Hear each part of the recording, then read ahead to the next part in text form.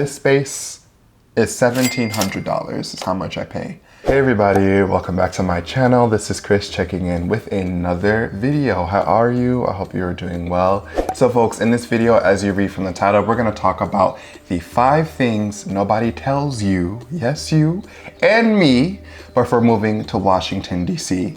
I have lived in Washington, DC for 2 years now. It's been great, but it's also been intense. So I would like to share some 5 tips that have really helped me, that I've learned, and I wish people have told me before I moved here. Bus punctuality. Buses don't really come here on time. Transportation, when I tell you you have to run, literally run for these buses, you have to leave 5 to 10 minutes before the schedule will say, because they come when they want. You really have to be proactive when it comes to the public transport here. DC has a very, very developed transport system, but at the same time, buses are not on time.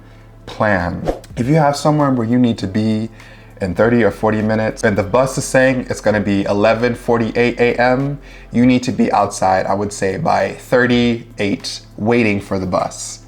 Plan so that you're not struggling, okay? I wish someone would have told me earlier on about bus and public transport punctuality or lack thereof, so I can lower my standards and give the city more grace for what it is. In terms of lower your standards, let's talk about dating. So I was in a relationship with an amazing person that helped me raise the standards for myself. I feel like I was not really socializing with good people, I think, in the past in terms of dating. The dating situation here is trash. I'm so sorry. I've had people tell me, and I'm gonna tell you the tea on the way the dating works here. You're coming at it like a Michigander. You need to be talking to 4 or 5 people at once. Because if you lose an option, if one option is a bad apple, you still have 4. This is the dating game in Washington, DC. I am traditional in that sense, one-on-one. I'm not really into hookup culture. People were like, Chris, you're doing it wrong. You gotta talk to 4 or 5 people because everybody else is doing it. The market is large, so lower your expectations, honestly. I haven't had any luck. A lot of my friends haven't had any luck, but I will say that there are some people who have had positive experiences dating. I'm just focusing on myself. I haven't, okay? And I'm part of the statistic of people that say that dating sucks, but it could be different for you, just lower your standards, know that there's a game that's being played right now. People are talking to more than 3 or 4 people at once. That's just how the market works. There's a lot of options here. Don't be disappointed if it doesn't work out. DC is a sink or float place. It's really difficult to move to DC if you don't have a job lined up, if you don't have money saved. So this sink or float place where everyone is trying to rise is a phenomenon that I think people should be mindful of. DC is a rough city. It's also a beautiful city with a lot of opportunities, but people come here to make changes happen. A tip that I have for getting rid of the sink or float mentality is to really get out there, make friends, join clubs, go on U Street, go dancing, do the, monuments at night, join a book club. I'm really in this moment. You can probably hear it in my voice. I'm trying to calm down. It's not a sink or float place. I'm proactively telling myself, you don't have to sink or float right now. You can take a breath. You can enjoy the weekend. You can go get a pizza. Chill out, Chris. DC will do that to you. Going to Georgetown will do that to you. Going to SICE, going to AU, going to Howard will do that to you, depending on your field. It's preparing you and conditioning you to be in this sink or float place. Consultancies, government, change, hard work, impact, results, sink or float place. It can be, depending on your industry, but it's also important to turn that off. And that's where I'm at in my journey, and I would love to make more videos about that, about how I'm doing. If you guys are interested, just let me know.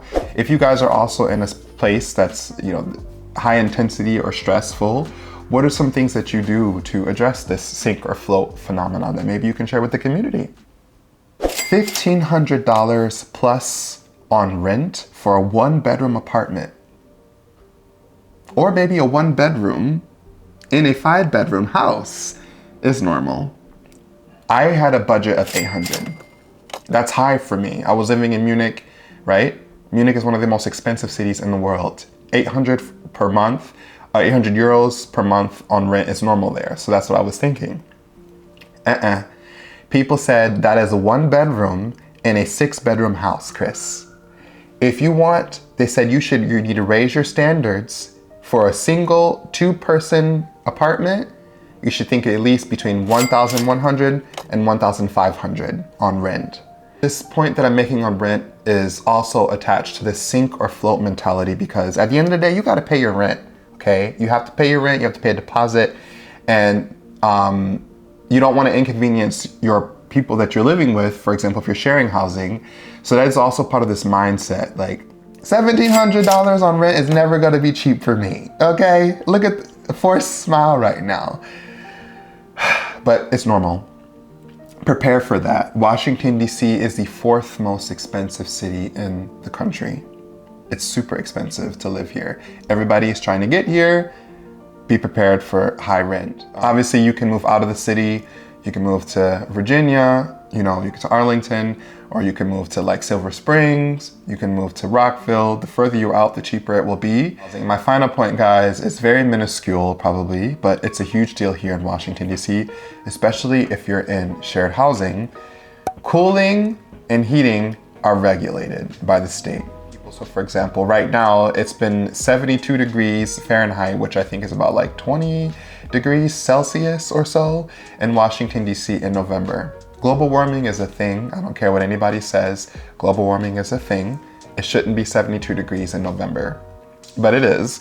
And because it's 72 degrees in November, the heating is on and they can't turn it off because it's supposed to be cold, right? So there are times when we're in transition paragraphs in terms of the world's decision or the universe's decision to change the climate.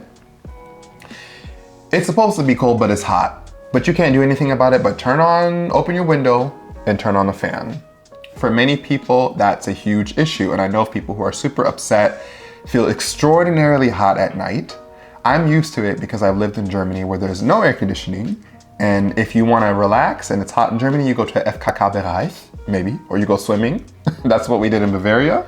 But I think this is a huge issue for a lot of people, and sometimes for me, in terms of how do you feel in the city, being comfortable. There's portions of the year between the fall and the spring where, heating and cooling are changed. And you'll have to go without it for maybe a week or two. It could be super hot or it could be super cold, and vice versa. So yeah. So folks, thank you guys so much for watching this video. I hope it was useful to you. If you're considering moving to Washington, D.C. and you like videos like this, please consider giving this video a thumbs up. Also, if there's something that I missed or, in this video, or you have any other ideas, or if you'd like me to expand on other parts of the video that I have made and potential other videos, do let me know. This is an open community. I love communication. I love conversing with people. I love conversing with people. This is an opportunity for me to grow as well. So please join the community, share your perspectives, comment in the section below, and I look forward to seeing you guys next week. Okay? Have a great day. Ciao.